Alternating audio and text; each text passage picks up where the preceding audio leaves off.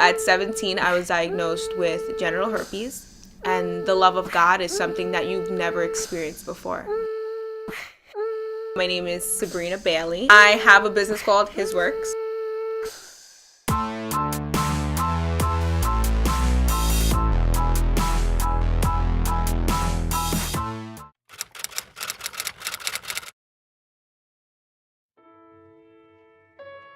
I didn't grow up in Christ. I didn't grow up in a church. I didn't grow up in anything. Before knowing Christ, you don't know who you are. And so you battle with a lot of things. Personally, for me, it was a list of things. But the most prominent one definitely had to be that I valued the opinions of others too much. So like I didn't know who I was. So I needed the validation of other people. Specifically guys, if he didn't say he loved me, or if I'm not pretty, then I'm not loved and I'm not pretty. And it's scary because you wouldn't know that on the surface. I grew up in a very normal life. I had both parents. Both of them were deemed successful. I had a car. I had everything that people would want. And that if you look from the outside, you would think, well, why wouldn't you be happy?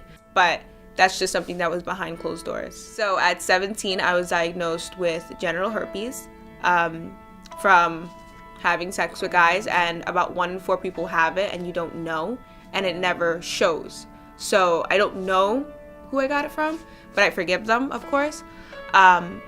So what happened was, at 17 years old, I was taking a Regent regular day, and I was in a lot of pain.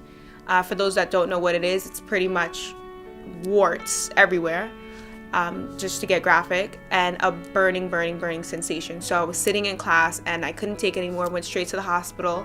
When I went to the hospital, they told me, no, you're diagnosed with genital herpes. And at 17, I was like, okay, well, so do I take any medication to get rid of it? And they're like, no, that's something that you live with for the rest of your life. And at 17, I just stood there in shock because I couldn't believe I made such a mess of myself at such a young age. And I remember my mom, she was the only one that was there with me in the hospital room, and she was the only one that knew for a couple years. I didn't say anything to anyone. She told me, she said, hey, well, I got healed, because she was miraculously healed a couple years before. That's how she met Jesus. So she said, we know the doctor of all doctors, and if he could heal me, he could heal you. And I was just tired of ruining my life pretty much. And I said, okay, I'm gonna give this a shot. And I gave it a shot, and God healed me head to toe. I am completely clean, free, married, everything. Because a lot of people don't feel like Jesus can come to them because they're so bad. I was so bad. But besides that, I was doing a million other things. But if he came to me as someone who I felt like was lower than low, he can come to anyone. He really can. A lot of people have the misinterpretation of they have to get it right before going to church, where it's like the church is the hospital, and so the sick people have to go to the hospital to get well. And so I was a sick person that went to the hospital and got well. Let's say, even though it's not, let's say this whole thing is fake, right? And that we're just religious people, but at the end of the day, we all have to die. And at the end of the day, if I die and I get into heaven, right, my whole lifestyle, I'd rather do that than die one day not believing this and having to go to hell. I'd rather take that chance and take that shot. But once you walk in this, you start to see, it's like you and me. It's not like the God in heaven. It's no, he's here on earth. He's here. You can feel him. You can talk to him. You could touch, he's so evident here on earth that it's not a mystical creature. And the love of God is something that you've never experienced before. Never experienced. It's a love that no one can ever give you. Not your parents, not your grandparents, not your husband, your wife, not the person that loves you the most on this earth. God's love is way greater than that.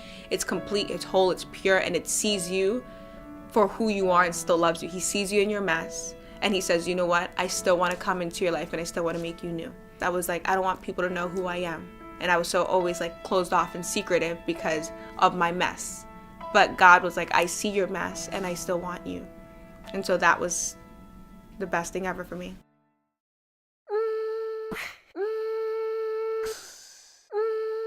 Yay! Okay, and we are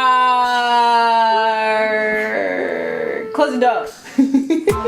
We are on. Okay, great. Sabrina, hello. Hey.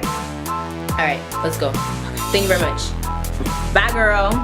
See ya.